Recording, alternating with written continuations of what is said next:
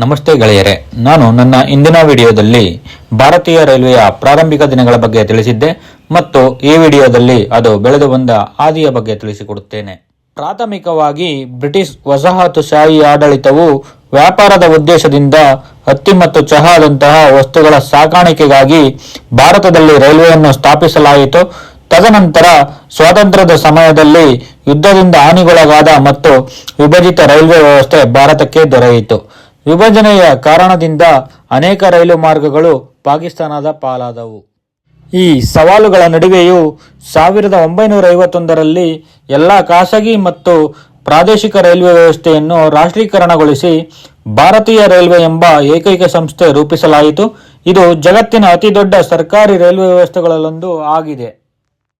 ತದನಂತರ ಭಾರತೀಯ ರೈಲ್ವೆಯನ್ನು ವಿಭಿನ್ನ ವಲಯಗಳಾಗಿ ಪುನರ್ ಸಂಘಟಿಸಲಾಯಿತು. ಇದರಿಂದ ಆಡಳಿತ ಸುಗಮವಾಗಿ ಕಾರ್ಯಕ್ಷಮತೆ ಹೆಚ್ಚಾಯಿತು. ಹೊಸ ರೈಲು ಮಾರ್ಗಗಳ ನಿರ್ಮಾಣ, ಹಳೆಯ ಮಾರ್ಗಗಳ ಸುಧಾರಣೆ, ಸೇತುವೆಗಳು, ಸುರಂಗಗಳು ಮತ್ತು ನಿಲ್ದಾಣಗಳ ಅಭಿವೃದ್ಧಿ ನಡೆಯಿತು.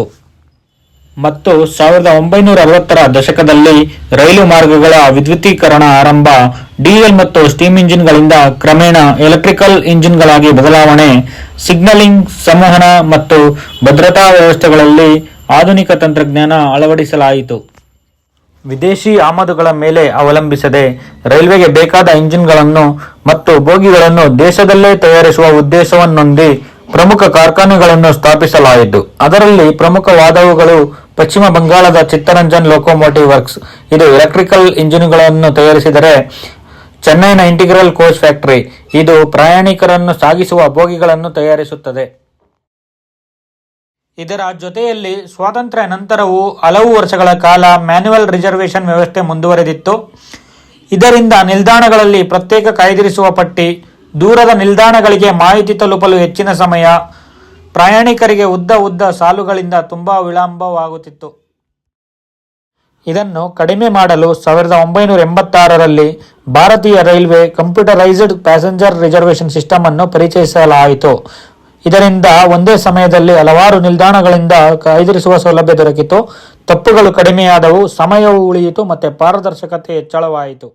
ಇದು 1990ರ ದಶಕದಲ್ಲಿ ದೇಶದ ಎಲ್ಲ ಪ್ರಮುಖ ನಗರ ಮತ್ತು ನಿಲ್ದಾಣಗಳಿಗೆ ವಿಸ್ತರಿಸಲಾಯಿತು. ನಂತರ 2007ರಲ್ಲಿ ಆನ್ಲೈನ್ ಟಿಕೆಟ್ ಬುಕಿಂಗ್ ಅನ್ನು ಪರಿಚಯಿಸಿ IRCTCಯನ್ನು ಸ್ಥಾಪಿಸಲಾಯಿತು. ಇದರಿಂದ mobile applications, E tickets, Tatkal tickets, real time seat availability, Aadhaar ಮತ್ತು ಡಿಜಿಲಾಕರ್ ಏಕೀಕರಣವಾಗಿ ಜಗತ್ತಿನ ದೊಡ್ಡ ರಿಯಲ್ ಟೈಮ್ ಟಿಕೆಟ್ ವ್ಯವಸ್ಥೆಗಳಲ್ಲೊಂದಾಗುತ್ತಿದೆ. ಒಟ್ಟಾರೆಯಾಗಿ ಸ್ವಾತಂತ್ರ್ಯ ನಂತರ ಭಾರತೀಯ ರೈಲ್ವೆ ಒಂದು ಸಾಮಾನ್ಯ ಸಾರಿಗೆ ವ್ಯವಸ್ಥೆಯಿಂದ ವಿಶ್ವದ ಅತಿದೊಡ್ಡ ರೈಲು ಜಾಲಗಳಲ್ಲಿ ಒಂದಾಗಿ ಭಾರತದ ಏಕತೆ, ಅಭಿವೃದ್ಧಿ ಮತ್ತು ಪ್ರಗತಿಯ ಸಂಕೇತವಾಗಿ ಬೆಳೆಯಿತು. ಈ ಮಾಹಿತಿ ನಿಮಗೆ ಉಪಯುಕ್ತವಾಗಿದ್ದರೆ ಲೈಕ್ ಮಾಡಿ, ಶೇರ್ ಮಾಡಿ ಮತ್ತು ನಮ್ಮ ಚಾನೆಲ್ ಅನ್ನು ಸಬ್ಸ್ಕ್ರೈಬ್ ಮಾಡಿ. ಇನ್ನಷ್ಟು ಉಪಯುಕ್ತ ಮಾಹಿತಿಗಾಗಿ ನಮ್ಮೊಂದಿಗೆ ಇರಿ. ಧನ್ಯವಾದಗಳು.